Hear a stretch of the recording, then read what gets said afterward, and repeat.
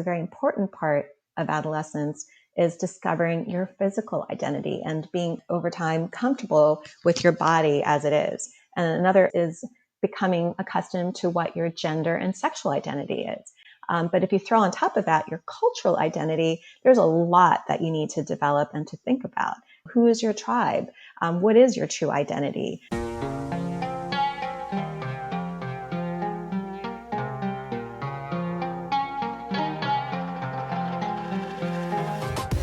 Hi, I'm Isabel Hugal, and this is the new Borderline. Well, the podcast hasn't changed much, but everything else has. You might have noticed some new cover art, but most importantly, there's a brand new site at borderlinepod.com that is sleek and easier to use and generally beautiful. You'll find every episode, every transcript. You'll be able to sign up for the newsletter, which is free, but also from now on, you'll find a lot more content with articles that didn't make either the podcast or the newsletter, because I have so much more to share. I'll be writing more about building a thriving global life and career, as well as what's going on in the news. Now is a great time to become a member. Not only will you be helping me keep Borderline going, but a lot of these articles will be just for members. There's a weekly newsletter curating the best stuff I'm reading. Members get the podcast early, they get to comment on the site, weekly calls with me and the rest of the community, and soon a proper platform for us to chat. So go to borderlinepod.com and hit subscribe. I look forward to welcoming you to the Borderline community. Welcome this week to Mark Jerome and Lauren Radzavi, and welcome again to Anna Milicevic and John Crowley. Now on to this week's episode. We're moving away from politics for once and into the home and the family. I chatted with Dr. Anisha Abraham. She's a pediatrician and a global citizen herself, the daughter of Indian immigrants to the United States. She's married to a German man, has two multicultural and impressively multilingual children. She's lived all over the world in the Netherlands and Hong Kong. In her professional practice, she focuses on multicultural young people, like third culture kids, immigrant kids, kids in military communities. She has recently published a book called Raising Global Teens about the very unique challenges of a global adolescence. This one is for the parents and for anyone shaped by a multicultural youth, which in my case, I like to delude myself, wasn't that long ago. So before we start talking about global teens, I think we just should talk about teens, Yes. period, and kind of, get, it's been a little while for me, but kind of a reminder of, what do we mean by teens and what is a teenage brain? What's going on in the mind of a teenager? Well, I can talk about teenagers all day long. It's certainly something that I'm very passionate about, but I will just say that teenagers are about ages 12 through 21, although that certainly can vary depending on what country you live in.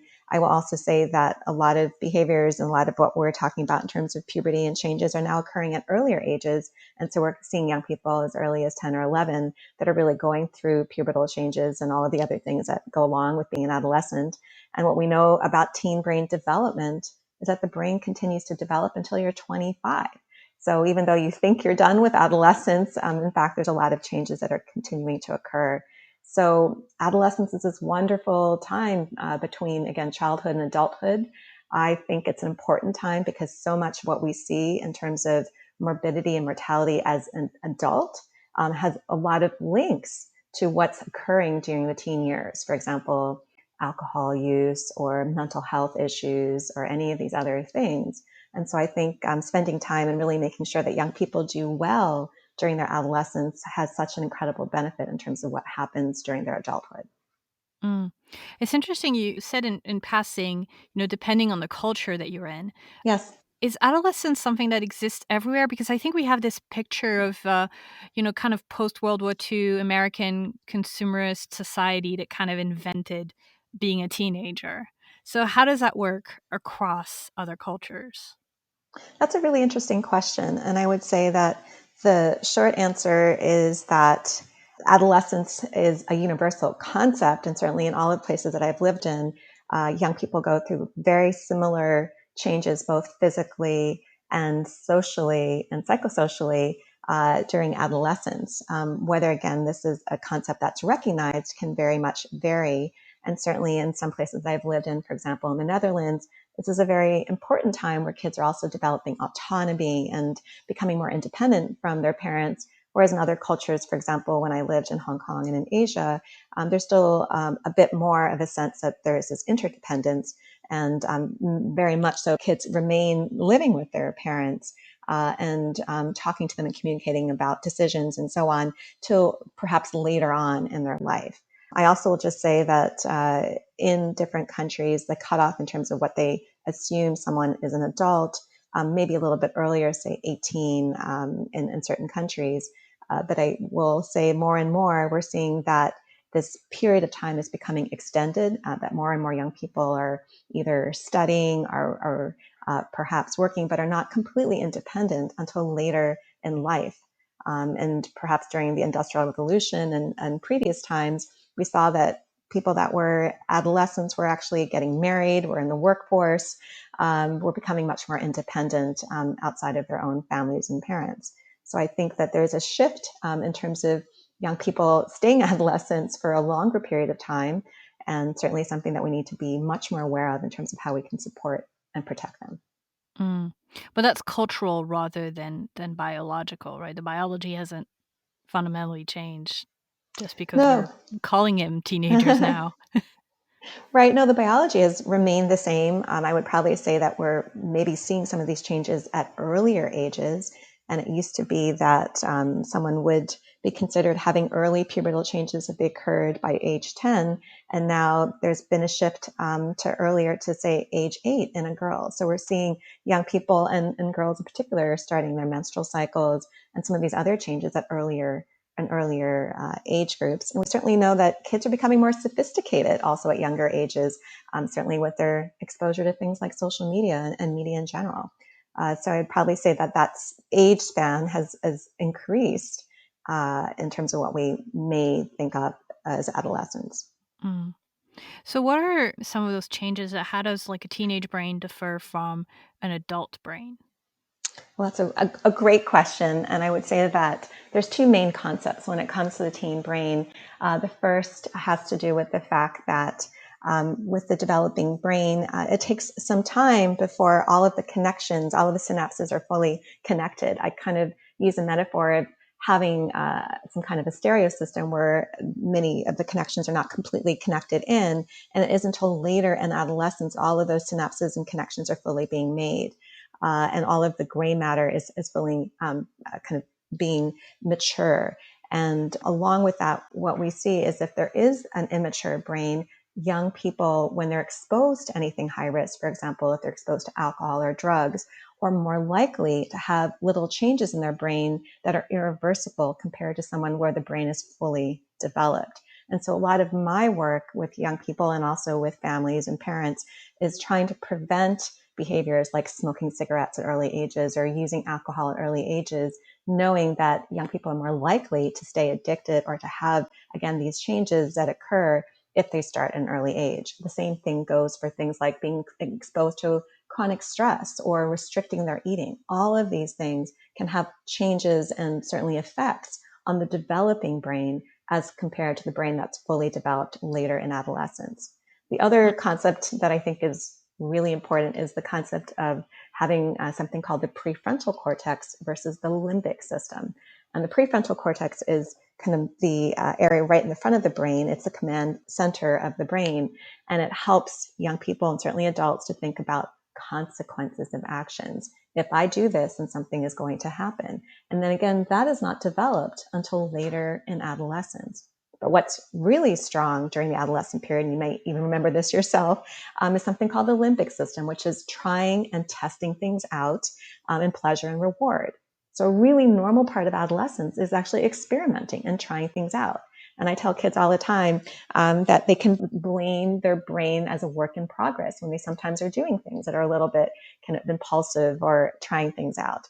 But a lot of what we need to be doing is also helping kids to make good decisions and to protect the brain that they have. Mm. That's a good excuse that I didn't think of when I was a teenager. Right. Sorry, Mom, it's my brain. Yes, it is. It's my brain in action. So given that reality that you have this, more malleable brain and less impulse control, what does it do to a teen to be either moving frequently or having a foot in different cultures or to be living somewhere unfamiliar or communicating in a foreign language, all these things that are part of a global childhood or global adolescence. How does that impact them differently than it would impact an adult going through that? Well, I'll say that globalization has given wonderful opportunities to have young people travel and move from place to place and be exposed to different languages and different cultures. But it also makes adolescence just a little bit more complicated. And I say that because a very important part of adolescence is discovering your physical identity and being over time comfortable with your body as it is. And another important part of adolescence is becoming accustomed to what your gender and sexual identity is. But if you throw on top of that your cultural identity, there's a lot that you need to develop and to think about. So again, I think there's some wonderful opportunities that we see for kids that are cross-cultural, that have been moving from place to place, that are even going from one community to another, much less one country to another, or have parents from different backgrounds or exposed to more than one culture. And again, those strengths include tolerance and a worldview and being adaptable. But the challenges can include the fact that you're not quite sure where you belong. You know, who is your tribe? What is your true identity? And certainly there can also be issues related to grief and loss every time you move from one place to the other. Mm. That sense of identity and belonging is definitely something that, I mean, it's kind of the red thread throughout this podcast. And so many people that I Yes. talk to, it's like, when you ask where is home, you can't answer that, can you? No, it's not an easy question. And I think that more and more, it's one that we have to help kids define. And a lot of what I talk to parents and young people about is, what is your story? And encouraging families to talk about that personal story. We all have that story. My parents have their story. They had an arranged marriage. And my mother was living in Kuwait. My dad was living in India. He took a Spanish cargo ship from India to the United States in the 60s and came to this country. My father-in-law was living during the time of World War II. My mother-in-law in Germany saw the wall being built in Germany between East and West Germany. So we all have these stories. And being able to share those stories about our identity and our belonging, and certainly some of the challenges, are so important. And when we don't share those stories, they sometimes can also fester inside. So I think it's really important to be able to talk about these stories as we talk about creating connections and helping our kids with their own identity. I wonder what that means for a global teen, for a multinational family, when we live in an era where you're very much being asked to choose your tribe. And in fact, these families have multiple tribes, right? Right. I think that the answer is that with that multiple tribes also comes the ability to talk about issues related to tolerance and understanding. And I think that parents have such a wonderful opportunity to model this behavior in terms of really encouraging their own kids to show that they are open to people of different backgrounds, people that potentially are minorities or have had very different life experiences. I certainly think it's an important time for parents to do things like volunteer in the community, to read books, to have discussions with their kids, certainly based on their age, about some of the challenges that are out there and how there are ways to surmount and to create connections. I think this is a really important time to, again, think about tolerance and awareness. And I think that cross-cultural families are really that shining hope because they're able to, again, bridge all of these different issues. And I think that there's a lot of opportunities that can come from that experience that these kids are having, these cross-cultural kids are having. Hmm. But that's not without challenges. You were telling me when we were talking before that mental health issues were very much front of mind for global teens. Can you tell me a bit more about that?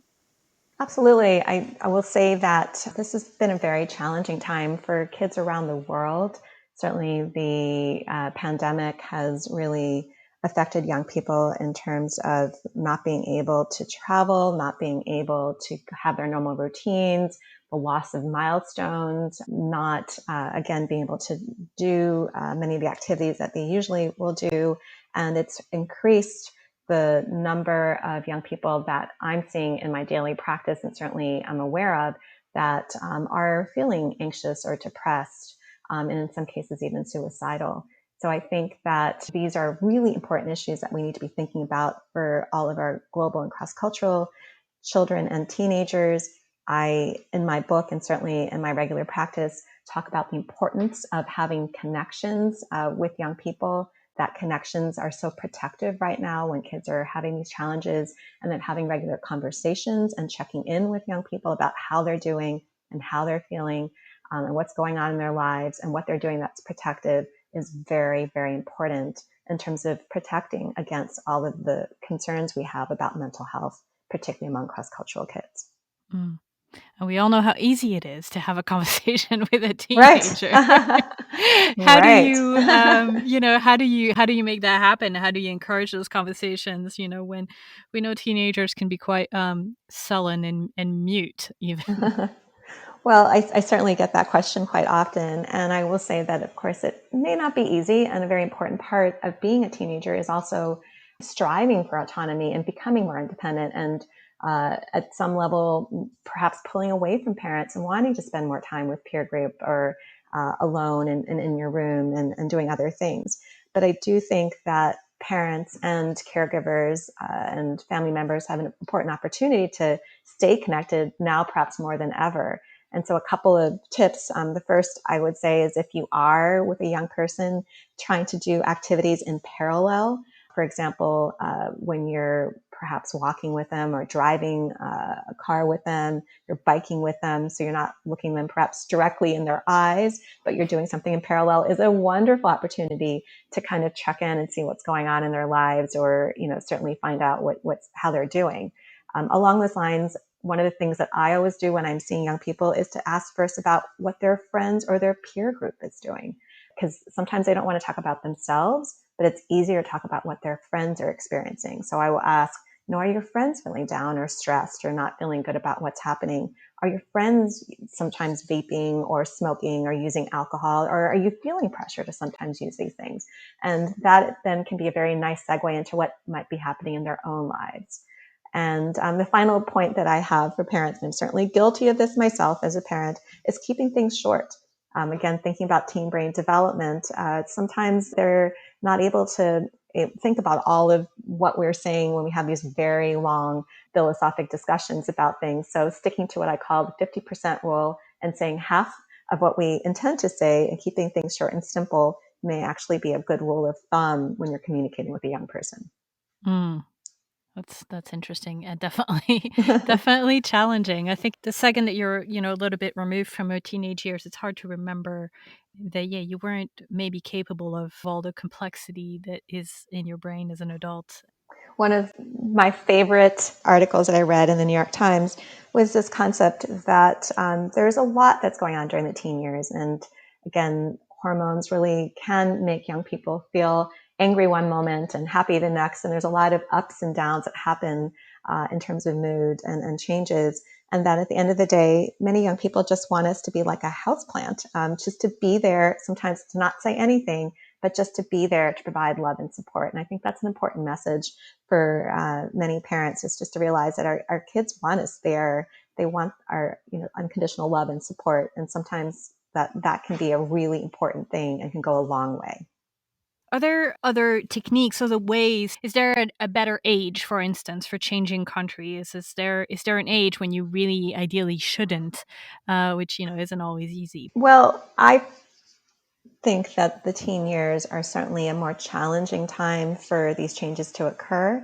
As I mentioned, again, it's a time where there's so much else in terms of examination and doubt and self-scrutiny. So adding on to that an international move and losing supports in one place, losing those connections can be challenging. So I tell families, if they have the opportunity, to perhaps minimize those changes during the teen years. But I certainly know, and I work with many communities. I'm currently working with the State Department and a lot of families that are in transition. I know that these things can sometimes be unavoidable, that you may have to make that move. And I think also that those changes can sometimes be a wonderful opportunity to build resilience and to build on these ideas of handling challenge and handling disappointment. So again, the short answer is, if you can minimize it, wonderful. But if not, understanding your teen, certainly, again, taking the time to really understand how they're doing and processing all of it, building on those connections in the new community, continuing to support them is really important as they're preparing for a move or a change. Mm. I was talking to one of my listeners recently who grew up as a kid of a diplomat and moved around often. And she pointed to a few things that I thought were really interesting. One was that it wasn't that hard because they were part of an institution like the State Department that is so used to this and had the kind of the structures in place, and that diplomat housing looks the same everywhere around the world, so really it like barely feels like you're moving. And there were some elements of continuity, like American bases around the world that all have the same supermarkets that are set up in the same way, for instance. But another thing that she pointed out is that she had almost come to rely on moving every few years, Hmm. and therefore never really needed to solve problems in Yes. relationships or anything, because she knew she would be gone anyway the next year or so, or even sooner, and that has kind of followed into adult life. Yes. Are you seeing that as well? I think what you're bringing up is a really important concept that we do see with young people that are cross-cultural and have had frequent changes from place to place. And it's this idea that conflict resolution may be a little bit more challenging. It's easier just to know that you're going to leave at some point than really sometimes having to resolve those challenges or issues.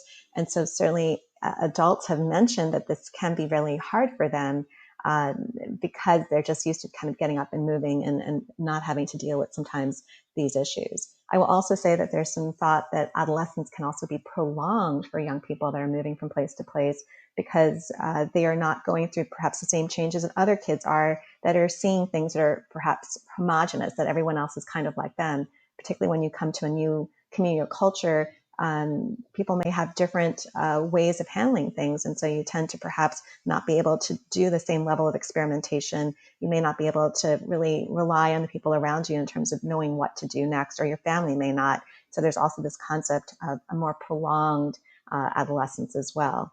And I think the final concept that's so important that we can't underestimate is this idea of grief and loss.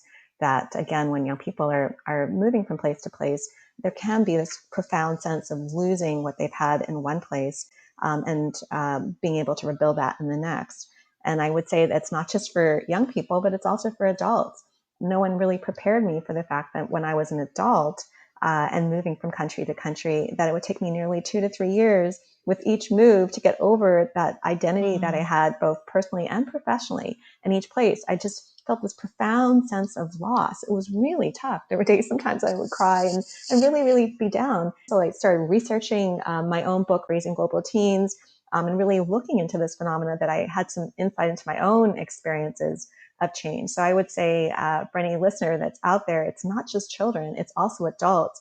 And we need to be really aware of, again, the wonderful things that can happen with these changes, but also some of the challenges. And again, really being prepared to talk about it, to get that support. I talk about the idea of having a global village and making sure that we're connecting with all the people that are out there that can support us as we're experiencing these transitions and changes. Absolutely. And I've noticed too, because it's something that I personally did for the first time when I was 17.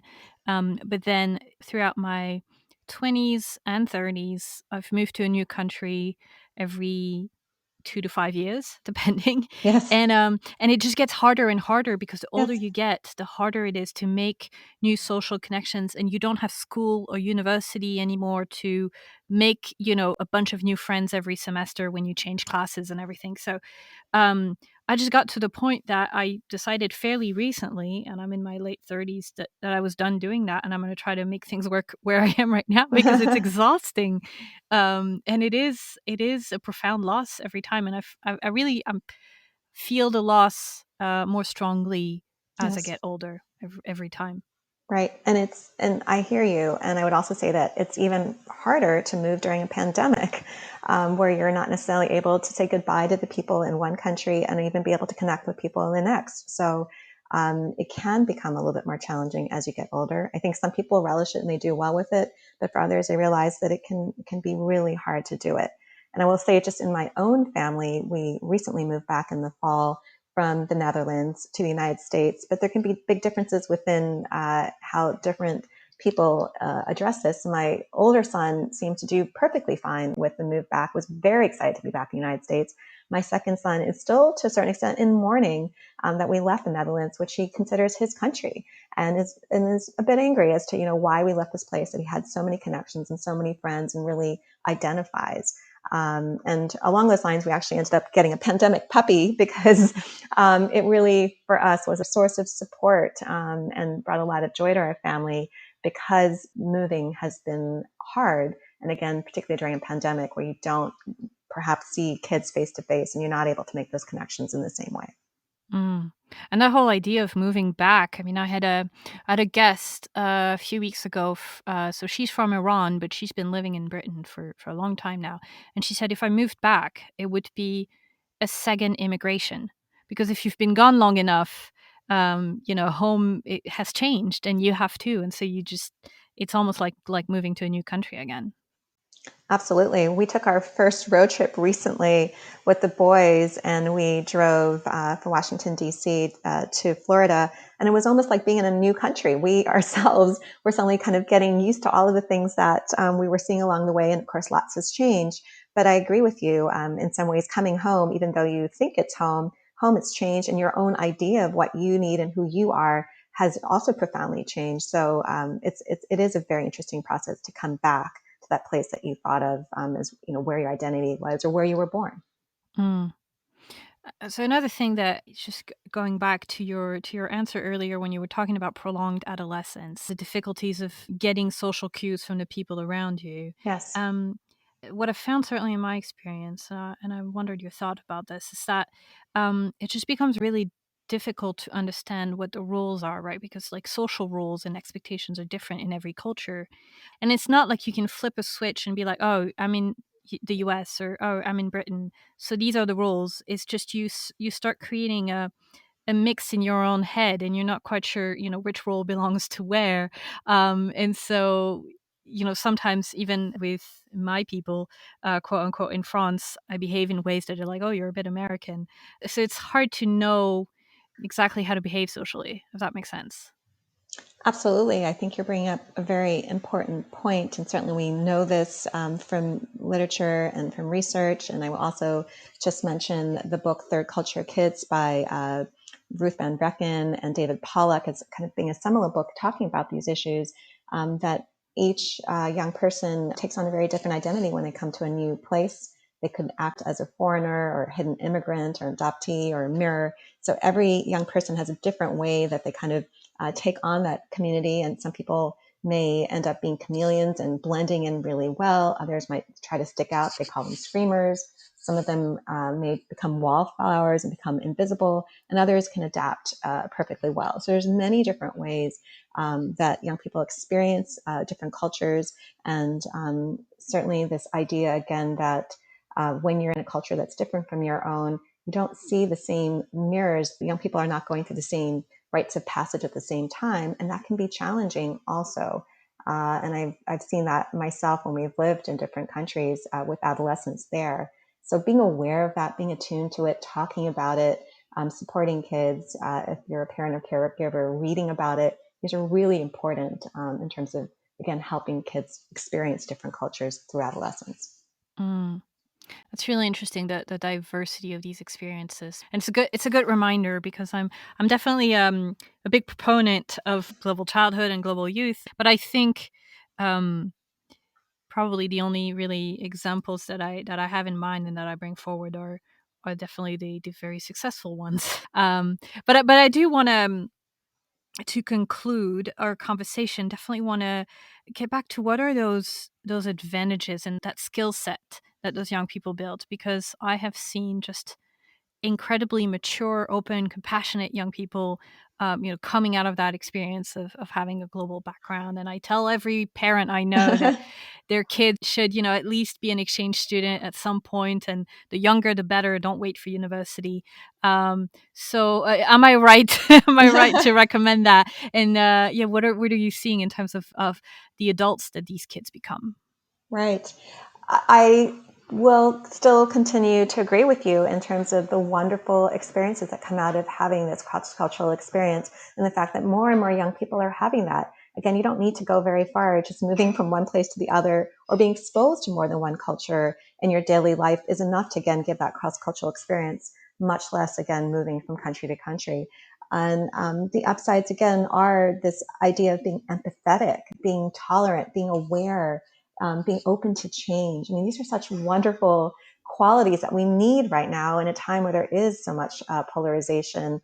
And again, a time where I think there can be really big challenges in terms of accepting others as they are.